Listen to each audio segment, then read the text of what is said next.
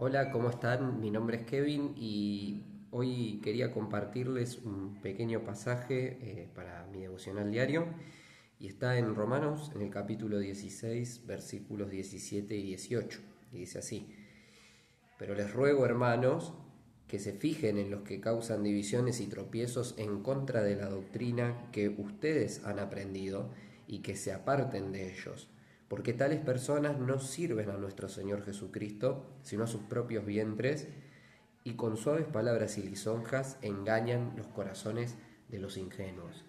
Muy bien, lo que les propongo hacer en este pequeño devocional es dividir este breve pasaje o estos dos versículos en tres partes y vamos a analizar ahí lo que dicen algunas frases. La primera es esta que está en el versículo 17. Les ruego, hermanos, que se fijen, ¿no?, en los que causan divisiones y tropiezos en contra de la doctrina que ustedes han aprendido. Bien, acá Pablo intenta dar énfasis a la importancia de observar y de prestar atención a estos falsos maestros, ¿no?, de los que está hablando. La palabra ahí que se usa para fijarse es escopeo, ¿no? Que tiene que ver con la palabra escópica que se usa para lo que es mirar, y significa eso, ¿no? Poner la mira.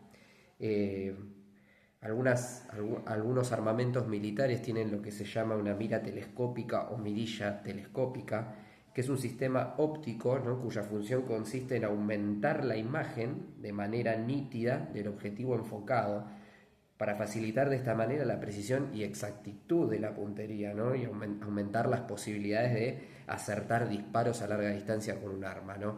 Y de alguna manera, no sé si podríamos agregar otro equipamiento, ¿no?, a la armadura de la fe que leemos ahí en Efesios, pero si pudiéramos agregarle uno, deberíamos agregarle este, ¿no? Una mira telescópica, ¿no? La capacidad de fijarnos, de estar atentos y observar justamente que hay personas, ¿no?, dentro de la iglesia que son falsos maestros y que causan divisiones y ponen tropiezo, ¿no?, a los hermanos.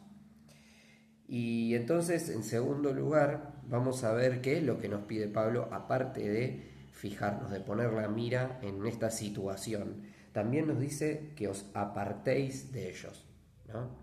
Y a veces pasa que cuando escuchamos de falsos maestros o vemos que de repente en nuestras propias iglesias hay personas que traen doctrinas extrañas o cosas así, que lo primero que queremos hacer es debatir, de alguna manera contradecir lo que estas personas dicen, poner algún reparo o hacer alguna explicación. No digo que esté mal hacer todas estas cosas, pero Pablo es contundente, ¿no? Él dice que se aparten de ellos. Es decir, Pablo está diciendo no hay espacio para el debate con los falsos maestros, no solo porque no vamos a lograr torcer la opinión de este tipo de personas, sino porque nosotros mismos somos permeables al engaño. Y tenemos que tener cuidado de que las cosas que ellos enseñan o que pueden estar transmitiendo en la iglesia, de alguna manera también nos puedan terminar afectando a nosotros. Me gusta ese pasaje ahí en Primera Corintios, en el capítulo 5, donde Pablo dice: les he escrito por carta que no se junten con los fornicarios, dice, no absolutamente con los fornicarios de este mundo, con los avaros o con los ladrones o con los idólatras, pues en tal caso os sería necesario salir del mundo. No, Pablo está diciendo: yo les escribí que no se junten con esta clase de personas, fornicarios, avaros, ladrones, idólatras. Dice, pero cuando les escribí esto no me refería a la gente del mundo, porque del mundo no pueden salir.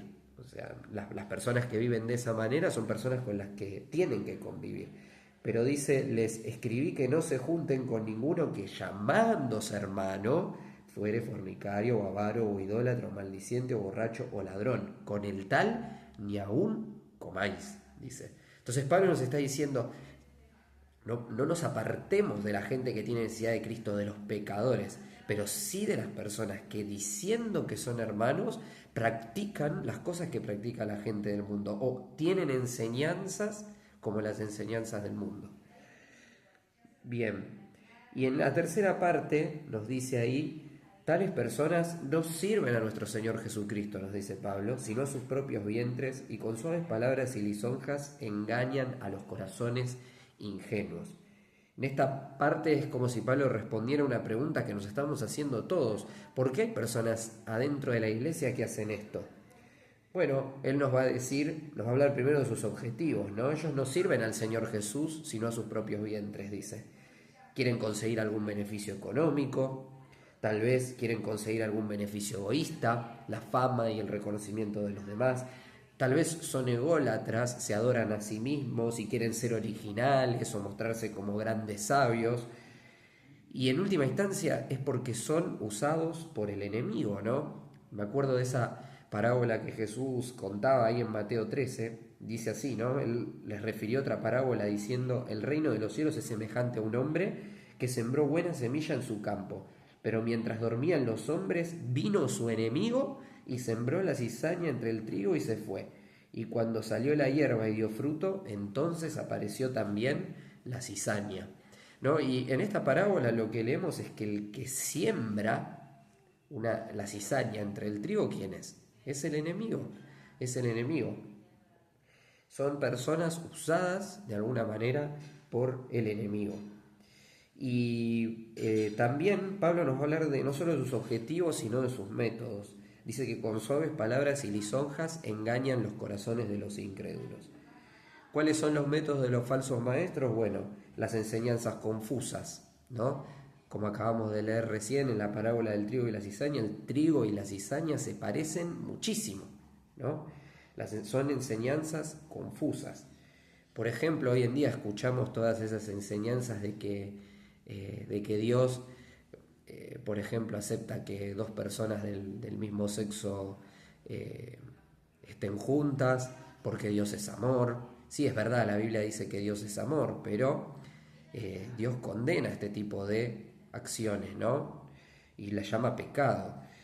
Otras enseñanzas que escuchamos es que, como Jesús dijo, amarás a tu prójimo como a ti mismo, que es importantísimo que nosotros nos amemos a nosotros mismos. Cuando Jesús ahí estaba hablando solo de dos mandamientos: amar a Dios y amar al prójimo. No había un tercer mandamiento que fuese amarnos a nosotros mismos, ¿no?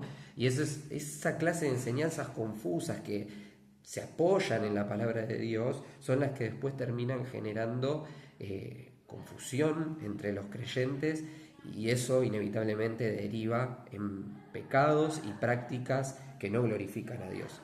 Y otro de los métodos que utilizan es la adulación persuasiva, ¿no?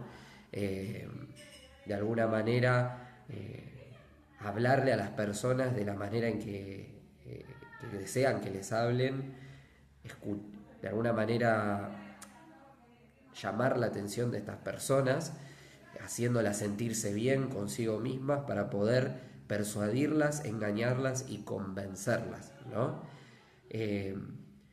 La cizaña, inevitablemente, como leíamos en esa parábola que Jesús compartía, crece entre el trigo. Sus raíces se hunden entre las del trigo y se van nutriendo del mismo alimento que el trigo de alguna manera, pero no son trigo, ¿no? Sino algo muy parecido, que solamente nos damos cuenta de lo diferente que es cuando creció, ¿no? Y de alguna manera eso es lo que pasa también con los falsos maestros. No tenemos, por eso, como decía Pablo, ¿no? Al principio, tenemos que fijarnos, ¿no? Prestar mucha atención, estar concentrados a este tipo de doctrinas para poder detectarlas tempranamente, antes de que sea demasiado tarde y ya se hayan esparcido en la iglesia, en nuestras propias vidas, haciendo estragos, generando confusión. Este era el devocional que te quería compartir hoy. Que el Señor te bendiga.